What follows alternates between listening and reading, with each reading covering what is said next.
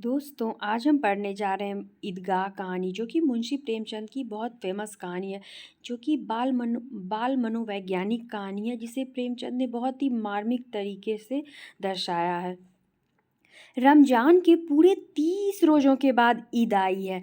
कितना मनोहर, कितना सुहावना प्रभाव है। वृक्षों पर अजीब हरियाली है, खेतों में कुछ अजीब रौनक है, आसमान पर कुछ अजीब लालिमा है। आज का सूर्य देखो, कितना प्यारा, कितना शीतल है, यानी संसार को ईद की बधाई दे रहा है। गांव में भी कितनी हलचल है, ईदगाह जाने की तैयारियां हो रही हैं। किसी के कुर्ते में बटन नहीं है, पड़ोस के घर में सुई धागा लेने दौड़ा जा रहा है। किसी के जूते करे हो गए हैं, उनमें तेल डालने के लिए तेली के घर पर भागा जाता है। जल्दी जल्दी बैलों को सानी पानी दे दे। ईदगाह से लौटते लौटते दोपहर हो जाएगी। 3 कोस का पैदल रास्ता। ये ध्यान रखना ज़रूरी है, कितने कोस का पैदल रास्ता? तो 3 कोस का पैदल रास्ता। फिर सैकड़ों आदमियों से मिलना भेंटना, दोपहर के पहले लौटना असंभव है। लड़के सबसे ज़्यादा प्रसन्न हैं। किसी ने एक रोज़ा रखा है, वह भी दोपहर तक, किसी ने वह भी नहीं। लेकिन ईदगाह जाने की खुशी उनके हिस्से की चीज़ है। रोजे बड़े बूढ़ों के लिए होंगे, इनके लिए तो ईद है। रोज ईद का नाम रटते थे, आज वह आ गई। अब जल्दी पड़ी है कि लोग ईदगाह क्यों नहीं चलते। इन्हें गृहस्थी चिंताओं से क्या प्रयोजन, क्या प्रयोजन। सेवैयों के लिए दूध और शक्कर घर में है या नहीं, इनकी बला से ये तो सेवैयाँ खाएंगे। वह क्या जाने कि अब्बाजान क्यों बदहवास चौधरी कायम अली के घर दौड़े जा रहे हैं। उन्हें क्या खबर कि चौधरी आंखें बदल ले तो यह सारी ईद मुहर्रम हो जाए। उनकी अपनी जेबों में तो कुबेर का धन भरा हुआ है। बार बार जेब से अपना खजाना निकाल कर गिनते और खुश होकर फिर रख लेते हैं। महमूद गिनता है, 1 2 10 12, उनके पास 12 पैसे हैं। मोहसिन के पास 1 2 3 8 9 15 पैसे हैं। यह भी ध्यान रखने की ज़रूरत है, महमूद के पास 12 पैसे हैं, मोहसिन के पास 15 पैसे हैं। इन्हीं अनगिनत पैसों में अनगिनत चीज़ें लाएंगे, खिलौने, मिठाइयाँ, बिगुल, गेंद और जाने क्या क्या। और सबसे ज़्यादा प्रसन्न है हामिद। वह 4 से 5 साल का गरीब सूरत दुबला पतला लड़का, जिसका बाप गत वर्ष हैजे की भेंट हो गया और माँ न जाने क्यों पीली होती होती एक दिन मर गई। किसी को पता क्या बीमारी है। कहती तो कोई सुनने वाला, कौन सुनने वाला था। कहती तो कौन सुनने वाला था। दिल पर जो कुछ बीतती थी वह दिल में ही सहती थी, और जब ना सहा गया तो संसार से विदा हो गई। अब हामिद अपनी बूढ़ी दादी अमीना की गोद में सोता है और उतना ही प्रसन्न है। उसके अब्बा जान रुपये कमाने गए हैं, बहुत सी थैलियाँ लेकर आएंगे। अम्मी जान अल्लाह मियाँ के घर से उसके लिए बड़ी बड़ी अच्छी अच्छी चीज़ें लानी गई हैं, इसलिए हामिद प्रसन्न है। आशा तो बड़ी चीज़ है, और फिर बच्चों की आशा, उनकी कल्पना तो राई का पर्वत बना लेती है। हामिद के पाँव में जूते नहीं है, सिर पर एक पुरानी धुरानी टोपी है जिसका गोटा काला पड़ गया है। फिर भी वह प्रसन्न है। अब उसके अब्बाजान थैलियाँ और अम्मीजान नियमतें लेकर आएंगी तो वह दिल से अरमान निकाल लेगा। तब देखेगा मोहसिन, नूरे और अम्मी कहाँ से उतने पैसे निकालेंगे। अभागिन अमीना अपनी कोठरी में बैठी रो रही है। आज ईद का दिन, उसके घर में दाना नहीं। आज आबिद होता तो क्या इसी तरह ईद आती और चली जाती। इस अंधकार और निराशा में वह डूबी जा रही है। किसने बुलाया था इस निगोड़ी ईद को। इस घर में उसका काम नहीं, लेकिन हामिद, उसे किसी के मरने जीने की क्या मतलब। उसके अंदर प्रकाश है, बाहर आशा। विपत्ति अपना सारा दल बल लेकर आए, हामिद की आनंद भरी चितवन उसका विध्वंस कर देगी। हामिद भीतर जाकर दादी से कहता है, तुम डरना नहीं अम्मा, मैं सबसे पहले आऊँगा, बिल्कुल ना डरना। अमीना का दिल कचोट रहा है। गांव के बच्चे अपने अपने बच्चे के साथ जा रहे हैं। हामिद का बाप अमीना के सिवा और कौन है। उसे कैसे अकेले मेले जाने दे। उस भीड़ भाड़ से बच्चा कहीं खो न जाए तो क्या हो। नहीं, अमीना उसे यूं न जाने देगी। नन्ही सी जान, 3 कोस चलेगा कैसे। पैर में छाले पड़ जाएंगे, जूते भी तो नहीं है। वह थोड़ी थोड़ी दूर पर उसे गोद में ले लेती, लेकिन यहाँ सेवैया कौन पकाएगा। पैसे होते तो लौटते लौटते सब सामग्री जमा करके चटपट बना लेती। यहाँ तो घंटों चीज़ें जमा करते लगेंगे। मांगे का ही तो भरोसा ठहरा। उस दिन फहीमन के कपड़े सिले थे, 8 आने पैसे मिले थे। उस अठन्नी को ईमान की तरह बचाती चली आती थी इसी ईद के लिए। लेकिन कल ग्वालन सर पर सवार हो गई तो क्या करती। हामिद के लिए कुछ नहीं है तो 2 पैसे का दूध तो चाहिए ही। अब तो कुल 2 आने पैसे बच रहे हैं। 3 पैसे हामिद की जेब में, 5 अमीना के बटुए में। यही तो बिसात है। और ईद का त्योहार, अल्लाह ही बेड़ा पार लगाए। धोबन और नाइन और मेहतारनी और चुरहारिन अभी सभी तो आएंगी। सभी को सेवैयाँ चाहिए और थोड़ा किसी को आंखों नहीं लगता। किस किस से मुंह चुराएगी और मुंह क्यों चुराए। साल भर का त्योहार है। जिंदगी खैरियत से रहे। उनकी तकदीर भी तो उसी के साथ है। बच्चे को खुदा सलामत रखे। ये दिन भी कट जाएंगे। गांव से मेला चला और बच्चों के साथ हामिद भी जा रहा था। कभी सबके सब दौड़कर आगे निकल जाते, फिर किसी पेड़ के नीचे खड़े होकर साथ वालों का इंतज़ार करते। यह लोग क्यों इतना धीरे धीरे चल रहे हैं। हामिद के पैरों में तो जैसे पर लग गए हैं। वह कभी थक सकता है। शहर का दामन आ गया। सड़क के दोनों ओर अमीरों के बगीचे हैं। पक्की चारदीवारी बनी हुई है। पेड़ों में आम और लीचियाँ लगी हुई हैं। कभी कभी कोई लड़का ककड़ी उठाकर आम पर निशाना लगाता है। माली अंदर से गाली देता हुआ निकलता है। लड़के वहाँ से एक फलांग पर हैं। खूब हंस रहे हैं। खूब हंस रहे हैं। माली को कैसा उल्लू बनाया है। बड़ी बड़ी इमारतें आने लगी। यह अदालत है, यह कॉलेज है, यह क्लब घर है। इतने बड़े कॉलेज में कितने लड़के पढ़ते होंगे। सब लड़के नहीं हैं जी, बड़े बड़े आदमी हैं। सच, उनकी बड़ी बड़ी मूछें, इतने बड़े हो गए अभी तक पढ़ते जाते हैं। न जाने कब तक पढ़ेंगे और क्या करेंगे इतना पढ़कर। हामिद के मदरसे में 2-3 बड़े बड़े लड़के हैं, बिल्कुल 3 कौड़ी के। रोज मार खाते हैं काम से जी चुराने वाले। इस जगह भी उसी तरह के लोग होंगे और क्या। क्लब घर में जादू होता है। सुना है यहाँ मुर्दों की खोपड़ियाँ दौड़ती हैं और बड़े बड़े तमाशे होते हैं, पर किसी को अंदर नहीं जाने देते। और वहाँ शाम को साहब लोग खेलते हैं। बड़े बड़े आदमी खेलते हैं, मूंछों दाढ़ी वाले। और मैमें भी खेलती हैं। सच, हमारी अम्मा को यह दे दो, क्या नाम है, बैट तो उसे पकड़ ही ना सके, घुमाते ही लुढ़क जाए। महमूद ने कहा। हमारी अम्मी जान का तो हाथ कांपने लगे। अल्लाह कसम, मोहसिन बोला, चलो मनो आटा पीस डालती हैं। जरा सी बैट पकड़ लेंगी तो हाथ कांपने लगेंगे। सैकड़ों घड़े पानी रोज निकालती हैं। 5 घड़े तो तेरी भैंसें पी जाती हैं। किसी मैम को 1 घड़ा पानी भरना पड़े तो आंखों तक अंधेरी आ जाए। महमूद, लेकिन दौड़ती तो नहीं, उछल कूद तो नहीं सकती। मोहसिन, हाँ उछल कूद तो नहीं सकती, लेकिन उस दिन मेरी गाय खुल गई थी और चौधरी के खेत में जा पड़ी थी। अम्मा इतनी तेज दौड़ी कि मैं उन्हें ना पा सका। सच। आगे चले। हलवाइयों की दुकानें शुरू हुई। आज खूब सजी हुई थी। इतनी मिठाइयाँ कौन खाता। देखना, एक एक दुकान पर मनु होंगी। सुना है रात को जिन्नात आकर खरीद ले जाते हैं। अब्बा कहते थे कि आधी रात को एक आदमी हर दुकान पर जाता है और जितना माल बचा लेता है वह तुलवा लेता है और सचमुच के रुपये देता है। बिल्कुल ऐसे ही रुपए। हामिद को यकीन न आया।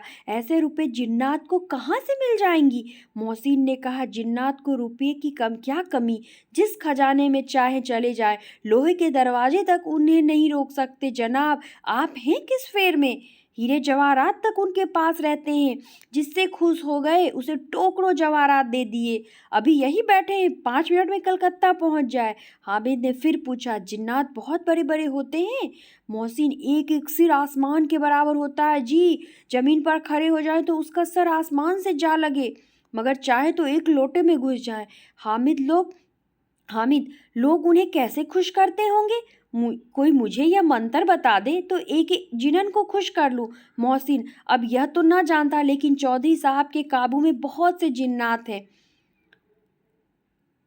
कोई चीज़ चोरी हो जाए, चौधरी साहब उसका पता लगा देंगे और चोर का नाम बता देंगे। जुमराती का बछवा उस दिन खो गया था। 3 दिन हैरान हुए, कहीं ना मिला। तब झक मारकर चौधरी के पास गए। चौधरी ने तुरंत बता दिया, मवेशी खाने में है, और वहीं मिला। जिन्नात आकर उन्हें सारे जहां की खबर दे जाते हैं। अब उसकी समझ में आया कि चौधरी के पास क्यों इतना धन है और क्यों इनका इतना सम्मान है। आगे चले। यह पुलिस लाइन है। यहीं पर सब कांस्टेबल कवायद करते हैं। रैटन 5-4 रात को बेचारे घूम घूम कर पहरा देते हैं, नहीं चोरियां हो जाए। मोहसिन ने प्रतिवाद किया, यह कांस्टेबल पहरा देते हैं तभी तुम बहुत जानते हो अजी हजरत, यह चोरी करते हैं, शहर के जितने चोर डाकू हैं सब इनसे मोहल्ले में जाकर जागते रहो पुकारते हैं। तभी इन लोगों के पास इतने रुपए हैं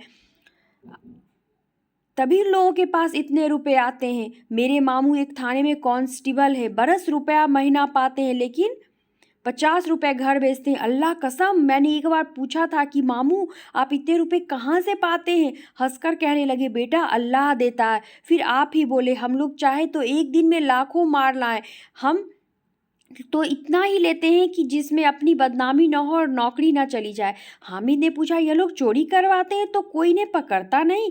मोहसिन इसकी नादानी पर दया दिखाकर बोला, अरे पागल, इन्हें कौन पकड़ेगा? पकड़ने वाले तो यह खुद हैं, लेकिन अल्लाह इन्हें सजा भी खूब देता है। हराम का माल हराम में जाता है। थोड़े ही दिन हुए मामू के घर में आग लग गई, सारी लेई पूंजी चल गई, एक बर्तन तक ना बचा। कई दिन पेड़ के नीचे सोए, अल्लाह कसम पेड़ के नीचे? फिरन जाए कहाँ से 100 कर्ज लाए तो बर्तन भारे आए। हामिद 100 तो 50 से ज़्यादा होते हैं, कहीं 50 कहाँ 100, 50 एक थैली भर होता है, 100 तो 2 थैलियों में भी ना आए। अब बस्ती घनी होने लगी, ईदगाह जाने वालों की टोलियां नजर आने लगी, एक से एक भड़कीले वस्त्र पहने हुए, कोई इक्के तांगे पर सवार, कोई मोटर पर, सभी इत्र में बसे, सभी के दिलों में उमंग। ग्रामीणों का यह छोटा सा दल अपनी विपन्नता से बेखबर संतोष और धैर्य में मगन चला जा रहा था। बच्चों के लिए नगर की सभी चीज़ें अनोखी थी, जिस चीज़ की ओर ताकते ताकते ही रह जाते और पीछे से ऑर्न की आवाज़ होने पर भी ना चेतते। हामिद तो मोटर के नीचे जाते जाते बचा। सहसा ईदगाह नजर आई, ऊपर इमली के घने वृक्षों की छाया है, नीचे पक्का फर्श है जिस पर जाजम बिछा हुआ है, और रोजेदारों की पंक्ति एक के पीछे एक न जाने कहाँ तक चली गई है, पक्की जगत के नीचे तक। यहाँ जाजम भी नहीं है। नए आने वाले आकर पीछे की कतार में खड़े हो जाते हैं, आगे जगह नहीं है। यहाँ कोई धन और पद नहीं देखता, इस्लाम की निगाह में सब बराबर हैं। इन ग्रामीणों ने भी वजू किया और पिछली पंक्ति में खड़े हुए। कितना सुंदर संचालन है, कितनी सुंदर व्यवस्था। लाखों सिर एक साथ सिजदे में झुक जाते हैं, फिर सब के सब एक साथ खड़े हो जाते हैं, एक साथ झुकते हैं और एक साथ खड़े होते हैं, एक साथ खड़े हो जाते हैं, एक साथ झुकते हैं और एक साथ खड़े हो जाते हैं। कई बार यही क्रिया होती है, जैसे बिजली की लाखों बत्तियां एक साथ प्रदीप्त हों और एक साथ बुझ जाएं, और यही क्रम चलता रहे। कितना अपूर्व दृश्य था, जिसकी सामूहिक क्रियाएं, विस्तार और अनंतता हृदय को श्रद्धा, गर्व और आनंद में से भर देती थी। मानो भ्रातृत्व का एक सूत्र इन समस्त आत्माओं को एक लड़ी में पिरोए हुए हैं। नमाज खत्म हो गई, लोग आपस में गले मिल रहे हैं, तब मिठाई और खिलौनों की दुकान पर धावा होता है। ग्रामीणों का यह दल इस विषय में बालकों से कम उत्साही नहीं है। यह दिखो हिडोला है, एक पैसा देकर चढ़ जाओ, कभी आसमान पर जाते हो मालूम होगे, कभी जमीन पर गिरते हुए। यह चरखी है, लकड़ी के हाथी, घोड़े ऊंट छरों में लटके हुए, एक पैसा देकर बैठ जाओ, 25 चक्करों का मजा लो। महमून और मोहसिन और नूरे और सम्मी इन घोड़ों और ऊँटों पर बैठते। हामिद दूर खड़ा है, 3 ही पैसे तो उनके पास है। अपने कोष का 1/3 जरा सा चक्कर खाने के लिए नहीं दे सकता। सब चरखियों से उतरते हैं, अब खिलौने लेंगे। आगे दुकानों की कतार अधर लगी हुई है, तरह तरह के खिलौने, सिपाही और गुजरिया, रोज और वकी, भिश्ती और धोबिन और साधु। वाह कितने सुंदर खिलौने, अब बोला ही चाहते। महमूद सिपाही लेता है, खाकी वर्दी और लाल पगड़ी वाला। महमूद सिपाही लेता है, ये ध्यान में रखना, कंधे पर बंदूक रखे हुए, मालूम होता है अभी कवायद किए चला रहा है। मोहसिन को भिश्ती पसंद आया, यह भी इम्पॉर्टेंट है। कमर झुकी है, ऊपर मशक रखे हुए, मशक का मुंह एक हाथ से पकड़े हुए, कितना प्रसन्न है, शायद कोई गीत गा रहा है, बस मशक से पानी उड़ेला ही चाहता है। नूरे को वकील से प्रेम है, तो नूरे क्या लेता है, वकील।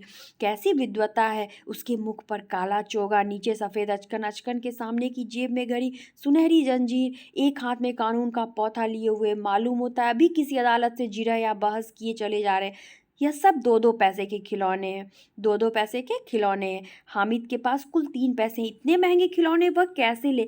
खिलौना कहीं हाथ से छूट पड़े तो चूर चूर हो जाए, जरा पानी पड़े तो सारा रंग घुल जाए, ऐसे खिलौने लेके वह क्या करेगा, किस काम के? मोहसिन कहता है मेरा भिश्ती रोज पानी दे जाएगा, सांझ सवेरे महमूद और मेरा सिपाही घर का पहरा देगा, कोई चोर आएगा तो फौरन बंदूक से फायर कर देगा। नूरे मोर मेरा और मेरा वकील खूब मुकदमा लड़ेगा। सम्मी और मेरी धोबी रोज कपड़े धोएगी। हामिद खिलौनों की निंदा करता है, मिट्टी के ही तो है, गिरे तो चकनाचूर हो जाए, लेकिन ललचाई हुई आंखों से खिलौने को देख रहा है और चाहता है कि जरा देर के लिए उन्हें हाथ में ले सकता। उसके हाथ अनायास ही लपकते हैं, लेकिन लड़के इतने त्यागी नहीं होते हैं, विशेषकर अभी नया शौक है। हामिद ललचता रह जाता है। खिलौने के बाद मिठाइयाँ आती हैं। किसी ने रेवड़ियाँ ली हैं, किसी ने गुलाब जामुन, किसी ने सोहन हलवा मज़े से खा रहे हैं। हामिद बिरादरी से पृथक है। अभागे के पास 3 पैसे हैं, क्यों नहीं कुछ लेकर खाता। ललचाई आंखों से सबक की ओर देखता है। मोहसिन कहता है, हामिद रेवड़ी ले जा, कितनी खुशबूदार है। हामिद को संदेह हुआ, ये केवल क्रूर विनोद है, मोहसिन इतना उदार नहीं है। लेकिन यह जानकर भी वह उसके पास जाता है। मोहसिन दोने से एक रेवड़ी निकालकर हामिद की ओर बढ़ाता है। हामिद हाथ फैलाता है। मोहसिन रेवड़ी अपने मुख में रख लेता है। महमूद, नूरे और सम्मी खूब तालियां बजा बजा कर हंसते हैं। हामिद खिसिया जाता है। मोहसिन, अच्छा अब की ज़रूर देंगे। हामिद, अल्लाह कसम ले जा। हामिद, रखे रहो, क्यों मेरे पास पैसे नहीं हैं। सम्मी, 3 ही तो पैसे हैं, 3 पैसे में क्या क्या लोगे। महमूद, हमसे गुलाब जामुन ले जाओ। हामिद, मोहसिन बदमाश है। हामिद, मिठाई कौन बड़ी नेमत है, किताब में इसकी कितनी बुराइयां लिखी हैं। मोहसिन, लेकिन दिन में कह रहे होगे कि मिले तो खा ले, दिल में कह रहे होगे मिले तो खा ले, अपने पैसे क्यों नहीं निकालते। महमूद, इस समझते हैं इसकी चालाकी, जब हमारे सारे पैसे खर्च हो जाएंगे तो हमें ललचा ललचा कर खाएगा। मिठाइयों के बाद कुछ दुकानें लोहे की चीज़ों की, कुछ गिलट और कुछ नकली गहनों की। लड़कों के लिए यहाँ कोई आकर्षण न था, वे सब आगे बढ़ जाते हैं। हामिद लोहे की दुकान पर रुक जाता है। कई चिमटे रखे हुए थे। उसे ख्याल आया, दादी के पास चिमटा नहीं है। तवे से रोटियां उतारती हैं तो हाथ जल जाता। अगर वह चिमटा लेकर दादी को दे दे तो वह कितनी प्रसन्न होंगी, फिर उनकी उंगलियां कभी न जलेंगी। घर में एक काम की चीज हो जाएगी। खिलौने से क्या फायदा, व्यर्थ में पैसे खराब होते हैं। जरा देर ही तो खुशी होती है, फिर तो खिलौने का कोई आंख उठाकर नहीं देखता। यह तो घर पहुंचते पहुंचते टूट फूट बराबर हो जाएंगे। चिमटा कितने काम की चीज़ है। रोटियां तवे से उतार लो, चूल्हे में सेक लो, कोई आग मांगने आए चटपट चूल्हे से आग निकाल कर उसे दे दो। अम्मा बेचारी को कहाँ फुर्सत है कि बाजार आए, और इतने पैसे ही कहाँ मिलते हैं। रोज हाथ जला लेती हैं। हामिद के साथी आगे बढ़ गए हैं। सबील पर सबके सब शरबत पी रहे हैं। देखो सब कितने लालची हैं, इतनी मिठाइयाँ ली, मुझे किसी ने एक भी ना दी। इस पर कहते हैं, मेरे साथ खेलो, मेरा यह काम करो। अब अगर किसी ने कोई काम करने को कहा तो पूछूंगा। खाए मिठाइयाँ, आप मुंह सड़ेगा, फोड़े फुंसियाँ निकलेंगी, आप ही जबान चटोरी हो जाएगी, तब घर से पैसे चुराएंगे और मार खाएंगे। किताब में झूठी बातें थोड़े ही लिखी हैं, मेरी जबान क्यों खराब होगी। अम्मा चिमटा देखते ही दौड़ कर मेरे हाथ से ले लेंगी और कहेंगी, मेरा बच्चा अम्मा के लिए चिमटा लाया, कितना अच्छा लड़का है। इन लोगों के खिलौने पर कौन इन्हें दुआएं देगा। बड़ों का दुआएं सीधे अल्लाह के दरबार में पहुंचती और तुरंत सुनी जाती हैं। मैं भी इनसे मिजाज क्यों सहूं। मैं गरीब सही, किसी से कुछ मांगने तो नहीं जाते। आखिर अब्बा जान कभी ना कभी आएंगे, अम्मा भी आएंगी ही। फिर इन लोगों से पूछूंगा कितने खिलौने लोगे। एक एक को टोकरियां खिलौने दूं और दिखा दूं हूँ कि दोस्तों के साथ इस तरह सुलूक किया जाता है। यह नहीं कि 1 पैसे की रेवड़ियाँ ली तो चिढ़ा चिढ़ा कर खाने लगे। सबके सब हंसेंगे कि हामिद ने चिमटा लिया है। हंसे मेरी बला से उसने दुकानदार से पूछा, यह चिमटा कितने का है। दुकानदार ने उसकी ओर देखा और कोई आदमी साथ न देख कर कहा, तुम्हारे काम की का नहीं है जी, बिकाऊ है कि नहीं। बिकाऊ क्यों नहीं है, यहाँ क्यों लाद लाए हैं, तो बताते क्यों नहीं कै पैसे का है।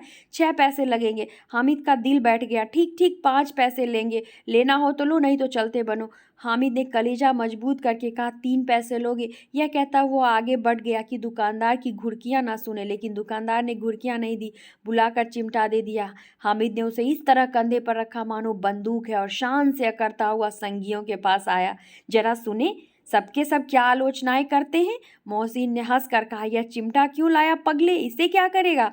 हामिद ने चिमटे को जमीन पर पटक कर कहा, जरा अपना भिश्ती जमीन पर गिरा दो, सारी पसलियां चूर चूर हो जाएं बचा की। महमूद बोला, यह चिमटा कोई खिलौना है। हामिद, खिलौना क्यों नहीं है, अभी कंधे पर रखा बंदूक हो गई, हाथ में ले लिया फकीरों का चिमटा हो गया। चाहूं तो इसे मजीरे का काम ले लूं। ले सकता हूँ। एक चिमटा जमा दूँ तो तुम लोगों के सारे खिलौनों की जान निकल जाए। तुम्हारे खिलौने का कितना ही जोर लगाए, मेरे चिमटे का बाल भी बांका नहीं कर सकते। मेरा बहादुर शेर है चिमटा।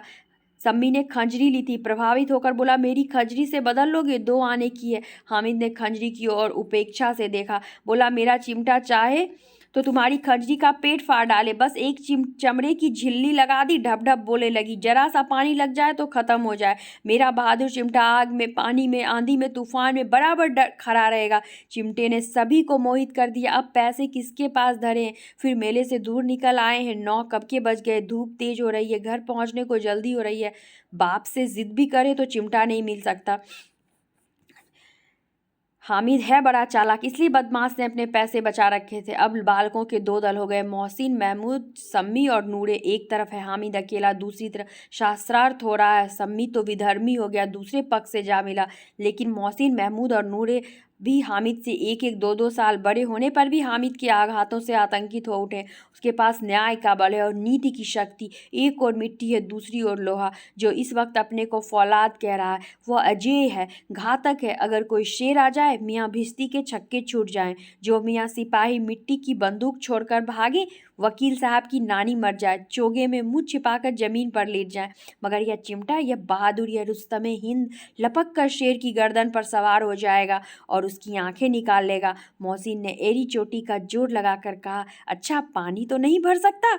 हामिद ने चिमटे को सीधा खड़ा करके कहा, भिश्ती को एक डांट बताएगा तो दौड़ा हुआ पानी लाकर उसके द्वार पर छिड़कने लगेगा। मोहसिन परास्त हो गया, पर महमूद ने कुमुक पहुंचाई, अगर बचा पकड़ जाए तो अदालत में बंधे बंधे फिरेंगे, तब तो वकील साहब को पैरों पर होगे।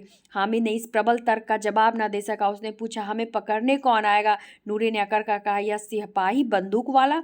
हामिद ने मुँह छिड़ाकर कहा, यह बेचारे हम बहादुर रुस्तमे हिंद को पकड़ेंगे? अच्छा लाओ, अभी जरा कुश्ती हो जाए, इसकी सूरत देखकर दूर से भागेंगे, पकड़ेंगे क्या बेचारे? मोहसिन को एक नई चोट सूझ गई, तुम्हारे चिमटे का मुंह रोज आग में जलेगा। उसने समझा था कि हामिद लाजवाब हो जाएगा, लेकिन यह बात ना हुई। हामिद ने तुरंत जवाब दिया, आग में बहादुर की कूदते हैं जनाब, तुम्हारे वकील सिपाही और भिजते लौंडियों की तरह घर में घुस जाएंगे। आग में वह काम है जो यह रुस्तमे हिंद ही कर सकता है। महमूद ने एक जोर लगाया, वकील साहब कुर्सी मेज पर बैठेंगे, तुम्हारा चिमटा तो बावर्ची खाने में जमीन पर पड़ा रहने के सिवा और क्या कर सकता है? इस तर्क ने सम्मी और नूरे को भी सजी कर दिया। कितने ठिकाने की बात कही है पट्टे ने, चिमटा बावर्ची खाने में पड़ा रहने के सिवा और क्या कर सकता है? हामिद को कोई फरकता हुआ जवाब ना सूझा तो उसने धांधली शुरू की, मेरा चिमटा बावर्ची खाने में नहीं रहेगा। वकील साहब कुर्सी पर बैठेंगे तो जाकर उन्हें जमीन पर पटक देगा और उनका कानून उनके पेट में डाल देगा। बात कुछ बनी नहीं, खाल गाली गलौज थी, लेकिन कानून की पेट में डालने वाली बात छा गई। ऐसी छाई कि तीनों सुरमा मुंह ताकते रह गए, मानो कोई धेलचा कान कौवा किसी गंड वाले कौवे को काट गया हो।